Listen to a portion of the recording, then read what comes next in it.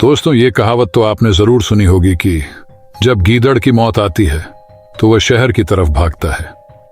यही हाल अभी हमारे पड़ोसी देश बांग्लादेश का हो रहा है।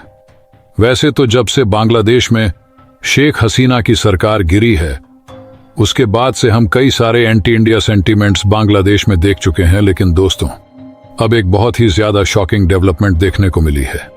भारत के लोग जिस बांग्लादेश को कमजोर समझने की भूल कर रहे थे, वो कंगलू चुपचाप भारत के पीठ पीछे इतना बड़ा षड्यंत्र कर रहे थे, इसका किसी को पता नहीं था। षड्यंत्र भी इतना बड़ा कि एक बार में पूरे भारत को खत्म कर दे। क्या है पूरा मामला और भारत कैसे इसका तोड़ निकलेगा, जानने के लिए वीडियो को अंत तक देखें।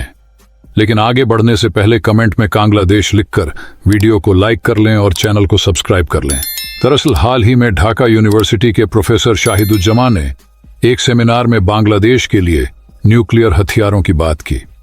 सैन्य अधिकारियों को संबोधित करते हुए उन्होंने भारत को एक बड़ा खतरा बताया और कहा कि पाकिस्तान बांग्लादेश का विश्वसनीय और भरोसेमंद सुरक्षा सहयोगी है।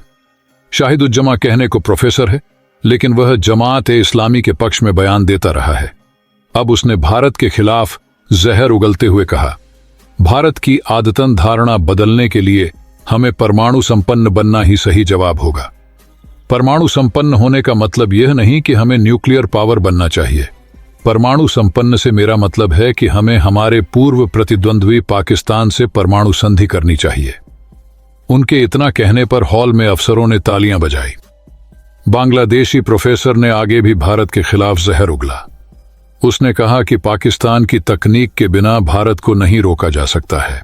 बांग्लादेश को पाकिस्तान की तरफ झुकना चाहिए। पाकिस्तान हमारे लिए सब कुछ करने को तैयार है।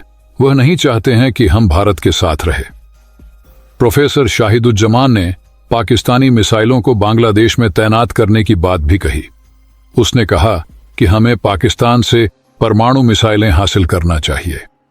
अगर पाकिस्तान की गौरी शॉर्ट रेंज मिसाइलों को उत्तरी बांग्लादेश और अन्य पहाड़ी स्थानों पर तैनात करते हैं तो भारत पर इसका असर पड़ेगा। दोस्तों, अगर आप ये सोच रहे हैं कि एक प्रोफेसर के बोलने से क्या होगा, ये कोई बड़ी बात नहीं है, तो आप बिल्कुल गलत है। प्रोफेसर शाहिदुज्जमा बस दिखावे के लिए ही प्रोफेसर है। हकीकत में यह जमात-ए-इस्लामी जैसे संगठन से जुड़ा हुआ है, जिसका मकसद भारत को बर्बाद करना है। ये प्रोफेसर के रूप में बांग्लादेश के यूनिवर्सिटी के बच्चों के मन में जहर घोल रहा है, जो आगे चल के सरकार में भी आ सकते हैं या डिप्लोमेट भी बन सकते हैं। इतना ही नहीं, बल्कि बांग्लादेश अब धीरे धीरे पाकिस्तान के रंग में ढलता जा रहा है। बांग्लादेश में उर्दू भाषा को जगह जगह प्रमोट किया जा रहा है।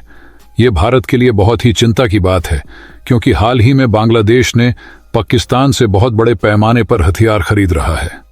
एक वक्त ऐसा था जब पाकिस्तान की सेना ने ईस्ट पाकिस्तान यानी आज के बांग्लादेश के लोगों पर खूब अत्याचार किए थे।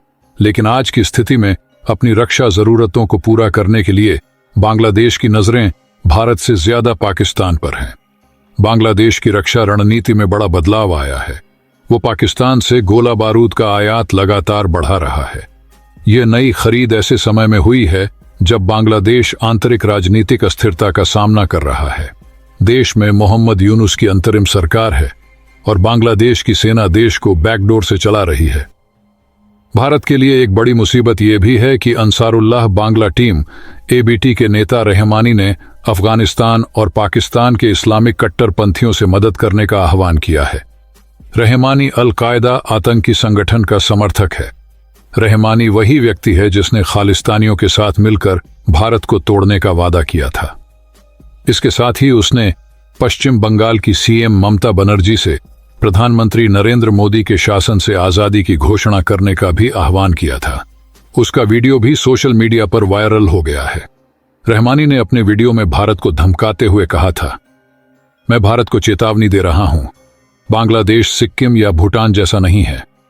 यह 18 करोड़ मुसलमानों का देश है। अगर आप बांग्लादेश की तरफ अपने कदम बढ़ाते हैं तो हम चीन से चिकन नेक को बंद करने को कहेंगे। इसके साथ ही इस्लामिक कट्टरपंथी ने पूर्वोत्तर के 7 राज्यों से भी स्वतंत्रता आंदोलन में शामिल होने को कहेंगे। हम कश्मीर से भी स्वतंत्रता आंदोलन शुरू करने को कहेंगे। इन कंगलुओं को लगता है कि भारत का कुछ उखाड़ लेंगे। ये कंगलू ना अडानी के पैसे चुका रहे हैं और ना रूस के पैसे दे रहे हैं और सपने देख रहे हैं भारत को बर्बाद करने की। शेख हसीना के जाते ही बांग्लादेश ने बढ़ते कर्ज को लेकर चीन के आगे अपनी मजबूरी जाहिर की है। नोबेल विजेता प्रोफेसर मोहम्मद यूनुस के नेतृत्व वाली अंतरिम सरकार ने चीन से गुजारिश की है कि वो बांग्लादेश को दिए कर्ज पर ब्याज दर को घटाकर 1% कर दे और इसके कर्ज के देनदारी की अवधि को 30 सालों तक बढ़ा दे। इसे लेकर बांग्लादेश ने चीन को एक पत्र भेजा है। रूपपुर न्यूक्लियर प्लांट प्रोजेक्ट के कुल लागत का 90% हिस्सा यानी 11.38 अरब डॉलर रूस कर्ज के रूप में दे रहा है।